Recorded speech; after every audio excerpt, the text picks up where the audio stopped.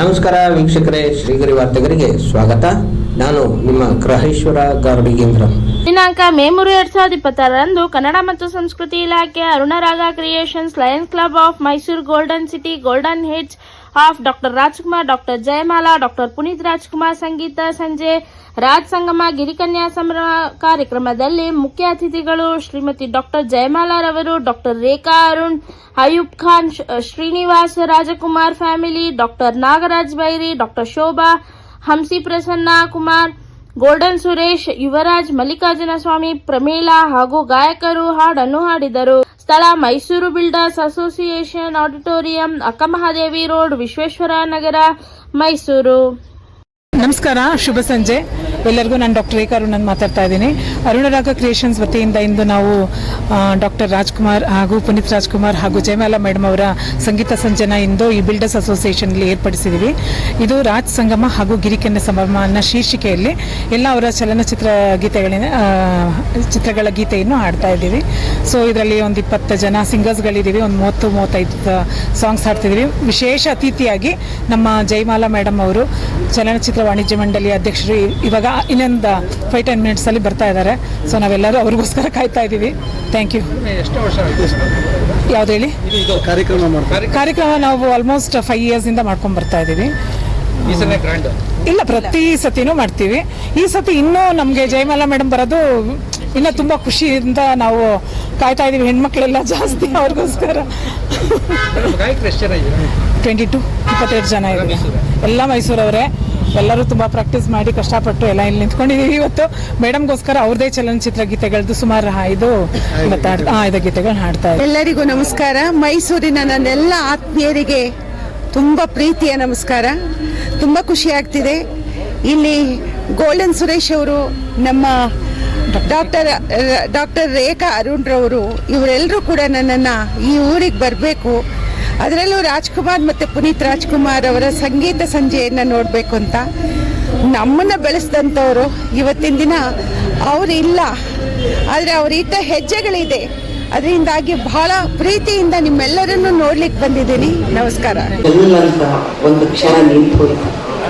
ಬಹುಶಃ ಕೋವಿಡ್ ಸಂದರ್ಭದಲ್ಲಿ ಇವರು ದೋಹದಲ್ಲಿ ಕೆಲಸ ಮಾಡ್ತಿರುವಾಗ ಅವರ ಪತಿಯನ್ನ ಅವರು ಕೋವಿಡ್ ಸಂದರ್ಭದಲ್ಲಿ ಕಳ್ಕೊತಾರೆ.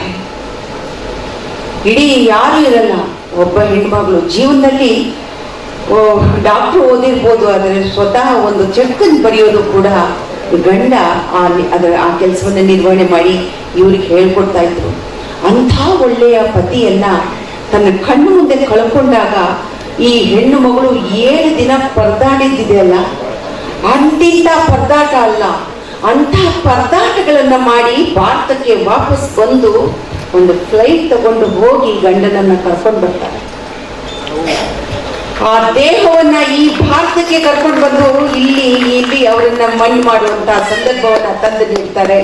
ಅವತ್ತಿನ ಆ ಧೈರ್ಯ, ಆ ರೀತಿ ಮುಗ್ಧತೆ ಇದ್ದಂತ ಒಬ್ಬ ಹೆಣ್ಣು ಮಗಳು ಬೇರೆ ದೇಶಕ್ಕೆ ಹೋದ್ರೂ ಕೂಡ ತನ್ನ ಕರ್ತವ್ಯವನ್ನು ನಿಭಾಯಿಸಿದ್ದಾರೆ. ಇನ್ನು ಈ ತರದ ಸಂಭ್ರಮ ಕಾರ್ಯಕ್ರಮ ಅವರಿಗೆ ನನ್ನ ಪ್ರಕಾರ ಚಿಕ್ಕದು ಅಂತ ನಾನು ಭಾವಿಸ್ಕೊತೀನಿ. ನಿಮ್ಮಿಂದ ಒಳ್ಳೆ ಕೆಲಸಗಳಾಗ್ಲಿ ರೇಖಾ ಅವರೇ.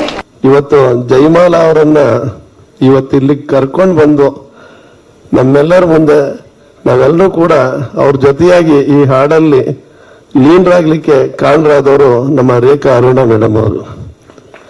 ರೇಖಾ ಅರುಣ ಮೇಡಮ್ ಅವ್ರಿಗೆ ಬಹಳ ಜನಕ್ಕೆ ಗೊತ್ತಿದೆಯೋ ಇಲ್ಲೋ ಗೊತ್ತಿಲ್ಲ. ನಾದಬ್ರಹ್ಮದಂತ ಒಂದು ಆಡಿಟೋರಿಯಂನ ಗಂಧದ ಗುಡಿ ಸೆಟ್ಟಿಂಗೇ ಮಾಡಾಕ್ಬಿಟ್ಟಿದ್ರು. ನಮ್ಮ ಅಯೂಬ್ ಖಾನ್ ಅವ್ರು ಇಲ್ಲೇ ಇದ್ದಾರೆ. Full setting. ನಾನೇನು ಫಿಲಮ್ ಥಿಯೇಟರ್ಗೆ ಅಲ್ಲ, ಯಾವ್ದೋ ಕಾಡಕ್ಕೆ ಬಂದಂದು ಆಗೋಯ್ತೇನೋ ಅಂತೇಳಿ ಅಷ್ಟೊಂದು ಅದ್ದೂರಿತನ. ಅದಾದ ನಂತರ ಡಾಕ್ಟರ್ಸ್ ಡೇಗೂ ಅಷ್ಟೇನೆ. ಡಾಕ್ಟರ್ಸ್ ಡೇನಲ್ಲೂ ಕೂಡ ಏನು ಸಂಪೂರ್ಣ ಇದೇ ಚೇಂಜ್ ಮಾಡಾಕ್ಬಿಟ್ಟಿದ್ರು. ಏನೋ ಒಂದು ಸ್ಟುಡಿಯೋಗೆ ಬಂದಂಗೆ ಆಗೋಯ್ತು ಅಂತೇಳಿ ಆಗ ಅನ್ಕೊಂಡೆ ನಾನು. ಏನು ಈ ಅದ್ದೂರಿತನ ನಾವು ರೇಖಾ ಮೇಡಮ್ ಅವ್ರದನ್ನೇ ಕಾಣ್ಬೇಕಾ, ಇನ್ಯಾರದನ್ನು ಕಾಣಕ್ ಆಗ್ತಾ ಇಲ್ವಾ ಅಂತೇಳಿ ಪ್ರತಿ ಒಂದು ಕಾರ್ಯಕ್ರಮ ಕೂಡ ಅದ್ದೂರಿತನ. ಆ ಅದ್ದೂರಿತನಕ್ಕೆ ಮತ್ತೊಂದು ಹೆಸರು ಅಂತಂದ್ರೆ ನಮ್ಮ ರೇಖಾ ಅರುಣ್ ಅವರು. ಇವತ್ತು ಕೂಡ ಅದರ 3ನೇ ಒಂದು ಇದು ನಾವು ಕಾಣ್ತಾ ಇದ್ದೀವಿ. ಈ ಒಂದು ನನಗನ್ಸುತ್ತೆ ಹಿಂದೆ ಅದ್ದೂರಿತನಕ್ಕೆ ರವಿಚಂದ್ರನ್ ಅವರು ಫೇಮಸ್ ಆಗಿದ್ರು ಅಂತೇಳಿ ಇವತ್ತು ಮೈಸೂರಿನ ಅದೇ ಒಂದು ಇದನ್ನ ನಾವು ರೇಖಾ ಅರುಣ್ ಹತ್ರ ಕಾಣ್ತಾ ಇದೀವಿ ಅಂತ ಹೇಳ್ತಾ ಹಾಕ್ತೀರಾ, ನಾವು ಮಾತಾಡುವಾಗ ಮಾತ್ರ ಇಷ್ಟು ನಿಧಾನ ಕೇಳ್ತೀರಾ. ದಯವಿಟ್ಟು ಒಂಚೂರು ಜೋರಾಗಿ ಹಾಕಿ. ತುಂಬಾ ಸಂತೋಷ ಆಗ್ತಿದೆ. ನಮ್ಮನ್ನ ಬೆಳೆಸಿದಂತಹ, ನಮ್ಮನ್ನ ಹರಿಸಿದಂತಹ, ನಮ್ಮನ್ನ ಹಾರೈಸಿದಂತಹ ಚೇತನ ಡಾಕ್ಟರ್ ರಾಜ್ಕುಮಾರ್ ಅವರು, ಅವರ ಹೆಸರಿನಲ್ಲಿ ಇವತ್ತು ಅರುಣರಾಗ ಕ್ರಿಯೇಷನ್ಸ್ ಅವರು ಇಂಥ ಒಂದು ಸುಂದರವಾದ ಸಂಜೆಯನ್ನ ಸಮಾನ ಮನಸ್ಕರಿಂದ ಎಲ್ಲರನ್ನೂ ಕೂಡ ಸೇರಿಸಿ ಇವತ್ತು ಈ ಸಂಗೀತ ಸಂಜೆಯನ್ನ ಏರ್ಪಡಿಸಿದ್ದಾರೆ. ನನ್ನ ಸೌಭಾಗ್ಯ, ತಮ್ಮೆಲ್ಲರನ್ನು ನೋಡುವಂತಹ ಸೌಭಾಗ್ಯ ಅಂತ ನಾನು ಭಾವಿಸ್ಕೊಂಡಿದ್ದೀನಿ.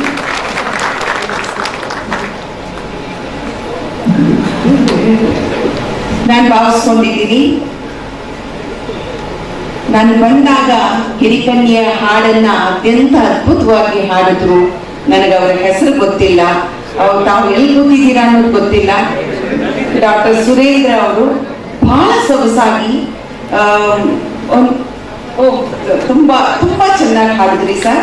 ಅಂಡ್ ಎಷ್ಟು ಎಮೋಷನಲ್ ಆಗಿತ್ತು ಅಂದ್ರೆ, ಹಾಗೆ ಸ್ವರ ರಾಜ್ಕುಮಾರ್ ಅವರ ಹಾಡನ್ನ ಎಲ್ಲರೂ ಹಾಡ್ಲಿಕ್ಕೆ ಆಗೋದೇ ಇಲ್ಲ. ಅದು ಒಂದು ಸಂಚಲನ. ರಾಜ್ಕುಮಾರ್ ಅವರ ಸ್ವರವೇ ಒಂದು ರೀತಿಯಾದಂತಹ ಸಂಚಲನ. ಅಂತ ಸಂಚಲನವನ್ನ ಮೂಡಿಸಿದ್ರಿ. ನಾನು ಬರುವಾಗ ಹಾಡು ಕೇಳ್ತೆ, ತಮಗೆ ಶುಭವನ್ನ ಕೊಡ್ತೇನೆ. ಈ ವೇದಿಕೆಯಲ್ಲಿ ಅನೇಕ ಗಣ್ಯರಿದ್ದಾರೆ. ವೇದಿಕೆಯ ಮುಂದೆ ತಾವೆಲ್ಲರೂ ಗಣ್ಯರು. ನಮ್ಮ ಮಾಧ್ಯಮದ ಎಲ್ಲ ಮಿತ್ರರಿಲ್ಲಿದ್ದೀರಿ. ಮಾಧ್ಯಮದ ಮಿತ್ರರಿಗೆ ನನಗೆ ಅನೇಕರನ್ನ ನಾವು ಕಳ್ಕೊಂಡಿದ್ದೀವಿ. ಅದು ನನಗೆ ನಿಜಕ್ಕೂ ಬಹಳ ನೋವಿನ ಸಂಗತಿ. ಇತ್ತೀಚೆಗಷ್ಟೇ ನಮ್ಮ KJ ಕುಮಾರ್ ಸರ್ ಅವ್ರನ್ನು ಕೂಡ ನಾವು ಕಳ್ಕೊಂಡ್ವಿ. ಹಾಗೆ ಚಿತ್ರರಂಗದಲ್ಲೂ ಕೂಡ ಕಳ್ಕೊಳ್ಳುವಂತಹ ಸ್ವಲ್ಪ ಇವಾಗ ಕಡಿಮೆ ಮಾಡಿ ಪ್ಲೀಸ್. ನಾನು ಆಗಲೇ ಕರೆದೆ, ಸೀನಣ್ಣ ಅಂತಾನೆ ಕರೆಯೋದು. ನಮಗೆ ಅವರು ಅಂದಿನಿಂದ ಇಂದಿನವರೆಗೂ ತನ್ನ ಸಹೋದರ ಭಾವವನ್ನ ಹಾಗೆ ನಡ್ಕೊಂಡು ಬಂದಿರ್ತಕ್ಕಂಥ ಒಂದು ಹಿರಿ ಜೀವ. ನನಗೆ ಅವ್ರು ಬಂದಿರ್ತಕ್ಕಂಥದ್ದು ತುಂಬಾ ಸಂತೋಷವನ್ನ ತಂದಿದೆ. ನಮ್ಮ ಮನೆಯವರು ಬಂದಿದ್ದಾರೆ ಅನ್ನುವಂತಹ ಸಂಭ್ರಮ ನನಗೆ. ನಾನು ತುಂಬಾ ಗೌರವದಿಂದ ನಿನ್ನನ್ನ ಬರಮಾಡ್ಕೊಳ್ತೀನಿ ಅಣ್ಣ. ಹಾಗೆ ನಾನು ರೇಖಾ ಅವರಿಗೆ ನಾನು ಮೊದಲನೇ ಬಾರಿ ಕಂಡೆ. ನಮ್ಮ ಚೇಂಬರಿಗೆ ಬಂದಾಗ ಸರಳ ಒಬ್ಬ ಡಾಕ್ಟ್ರು, ಅದರಲ್ಲೂ ಕೂಡ ಗೈನಕಾಲಜಿಸ್ಟ್ ಬಂದು ಅತ್ಯಂತ ಆತ್ಮೀಯತೆಯಿಂದ ಪ್ರೀತಿಯಿಂದ, ಪ್ಲೀಸ್ ಬನ್ನಿ, ನಾವು ರಾಜ್ಕುಮಾರ್ ಮತ್ತು ಪುನೀತ್ ಅವರ ಒಂದು ಸಂಗೀತವನ್ನ ಏರ್ಪಡಿಸಿದ್ದೀವಿ, ತಾವು ಬರಲೇಬೇಕು ಅಂದ್ರು. ನನಗೆ ಅವರ ಪ್ರೀತಿಯನ್ನ ಕಂಡು ಬರಲೇಬೇಕು ಅಂತ ಅನ್ನಿಸ್ತು. ತಮ್ಮ ಪ್ರೀತಿಗೋಸ್ಕರವೇ ಬಂದಿದ್ದು ರೇಖಾ. ಒಳ್ಳೆಯದಾಗ್ಲಿ. ಈ ವೇದಿಕೆಯಲ್ಲಿ ಅನೇಕ ಗಣ್ಯಮಾನ್ಯರಿದ್ದಾರೆ. ನಮ್ಮ ನಿರ್ಮಾಪಕರಾದಂತಹ ನಮ್ಮ ಸುರೇಶ್ ರವರು, ಗೋಲ್ಡನ್ ಸುರೇಶ್ ರವರು ಇಲ್ಲಿದ್ದಾರೆ. ಅವರಿಗೆ ಮತ್ತು ಶೋಭಾ ಅವರಿದ್ದಾರೆ ಮೇಡಮ್ ಅವರು. ನಿಮ್ಗೆಲ್ಲರಿಗೂ ಕೂಡ ಪ್ರತಿಯೊಬ್ಬರಿಗೂ ವೇದಿಕೆಯಲ್ಲಿರ್ತಕ್ಕಂಥ ಪ್ರತಿ ಗಣ್ಯಮಾನ್ಯರನ್ನ ನಾನು ಸ್ಮರಿಸ್ತಾ, ವೇದಿಕೆಯ ಮುಂದಿರ್ತಕ್ಕಂಥವ್ರನ್ನು ಕೂಡ ನಾನು ಸ್ಮರಿಸ್ತಾ ನನ್ನ ಕೆಲವು ಅಭಿಪ್ರಾಯಗಳನ್ನ ಹೇಳಬೇಕು ಅಂತ ಅನಿಸುತ್ತೆ. ಒಂದನೇದಾಗಿ, ರಾಜ್ಕುಮಾರ್ ಅವ್ರ ಜೊತೆಯಲ್ಲಿ ನಟಿಸೋದಂದ್ರೆ ಅಷ್ಟು ಸುಲಭದ ಮಾತಲ್ಲ. ಇದು ನಾನು ಹೇಳ್ತಾ ಇರೋದು 1975ನೇ ಇಸ್ವಿ. 75ರ ಇಸ್ವಿಯಲ್ಲಿ ಡಾಕ್ಟರ್ ರಾಜ್ಕುಮಾರ್ ಅವ್ರ ಜೊತೆ ನಂದು ಪ್ರೇಮದ ಕಾಣಿಕೆ ನನ್ನನ್ನು ಆಯ್ಕೆ ಮಾಡಿದಂತ ಮೊದಲ ಚಿತ್ರ. ಪ್ರೇಮದ ಕಾಣಿಕೆಗೆ ನಾನು ಚೆನ್ನೈಗೆ ಹೋಗುವಾಗ ರಾಜ್ಕುಮಾರ್ ಆಗಾಗ್ಲೇ ಗೌರಿಶಂಕರದಷ್ಟು ಎತ್ತರಕ್ಕೆ ಏರಿದಂತಹ ಮಹಾನ್ ನಟರಾಗಿದ್ದು, ಅವರ ಮುಂದೆ ಏನೂ ಗೊತ್ತಿಲ್ಲದಂತಹ ಮಂಗಳೂರಿನಲ್ಲಿ ಹುಟ್ಟಿದವಳು ನಾನು, ಚಿಕ್ಕಮಂಗ್ಳೂರಿನಲ್ಲಿ ಬೆಳೆದವಳು.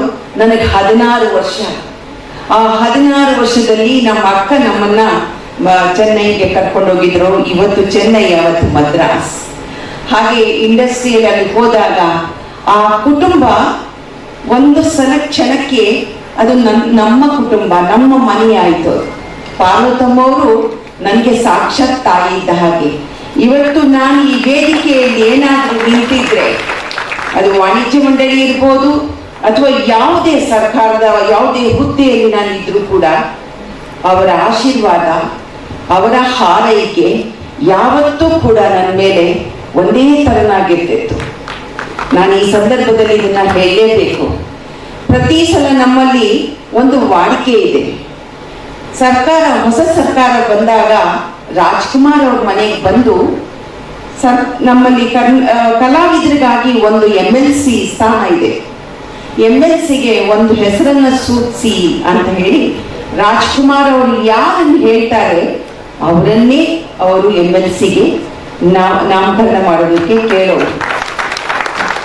ಅಂತ ಸಂದರ್ಭದಲ್ಲಿ ನನಗೀಗಲೂ ನೆನಪಿದೆ, 1982ನೇ ಇಸ್ವಿ ಅಂತ ನಾನು ಭಾವಿಸ್ಕೊಂಡಿದ್ದೀನಿ. ವೀರಪ್ಪ ಮೊಯ್ಲಿಯವರು ಮುಖ್ಯಮಂತ್ರಿಗಳಾಗಿ ಆಯ್ಕೆಯಾಗಿದ್ರು. ಆಗತಾನೆ ಅವರು ರಾಜ್ಕುಮಾರ್ ಅವ್ರ ಮನೆಗೆ ಬಂದರು.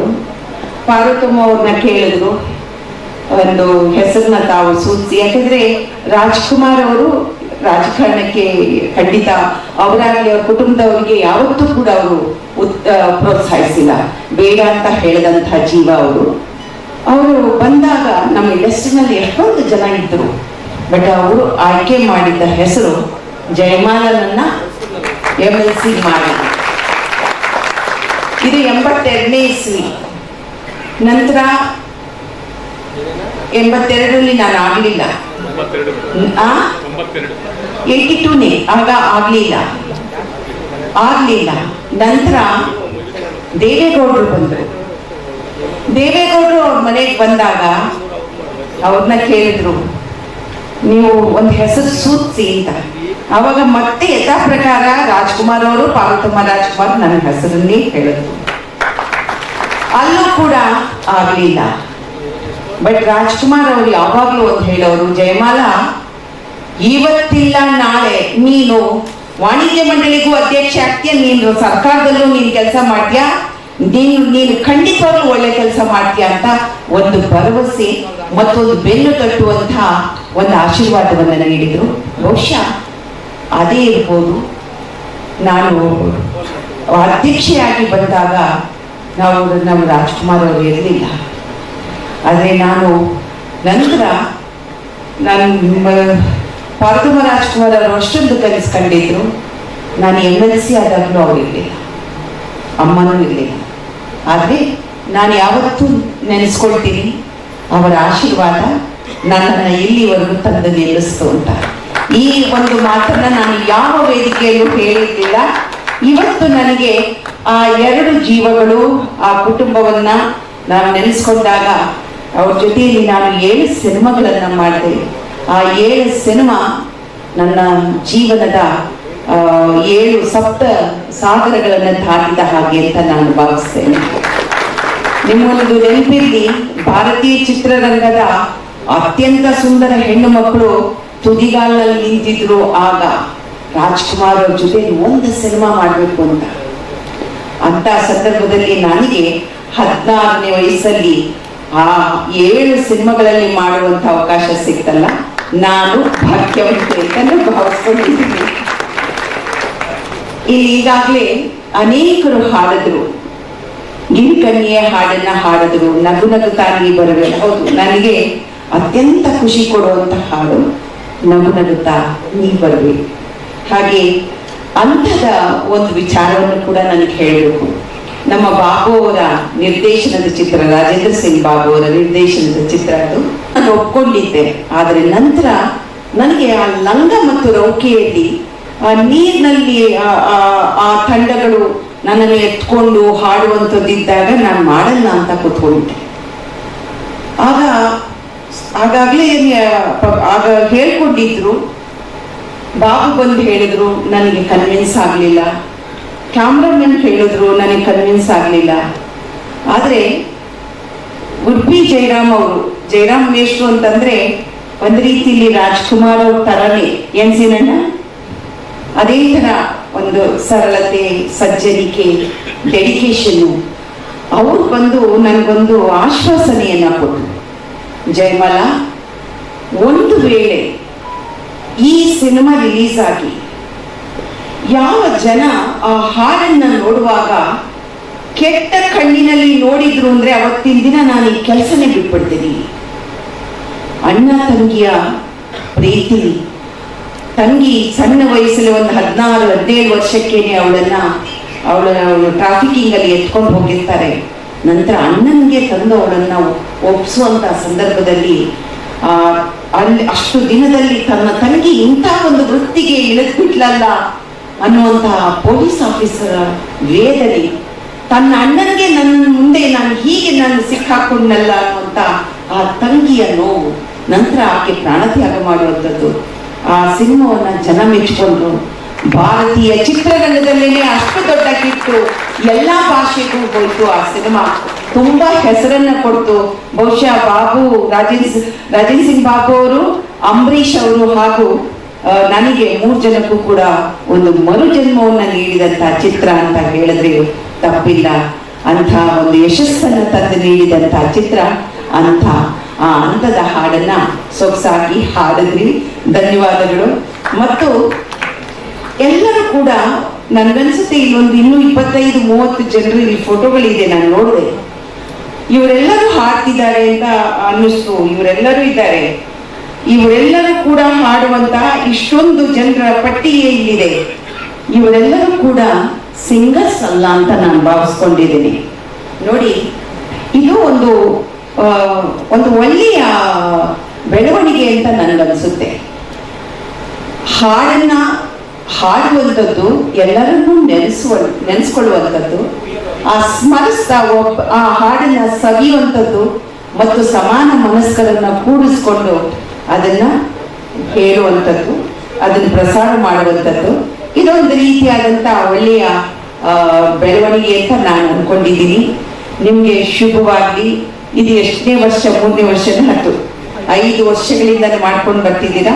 ನಿಮ್ಗೆ ಒಳ್ಳೇದಾಗ್ಲಿ ಅಂತ ನಾನು ಹೇಳ್ತೇನೆ. ನಿಮ್ಮೆಲ್ಲರಿಗೂ ಕೂಡ ತುಂಬಾ ಸೊಗಸಾಗಿ ಹಾಡ್ತೀರಿ ನೀವು. ನಾವು ನೋಡಿದಾಗ ಗೊತ್ತಿರ್ಲಿಲ್ಲ, ತುಂಬಾ ಒಳ್ಳೆ ಹಾಡ್ತೀರಾ.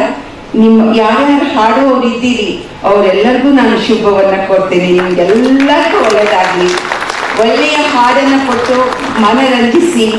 ಇವತ್ತಿನ ದಿನ ಹಾಡುಗಳನ್ನ ಕೇಳಿದ್ರೆ ಒಂದು ನೆನಪಿಗೆ ಬರೋಲ್ಲ ರೀ.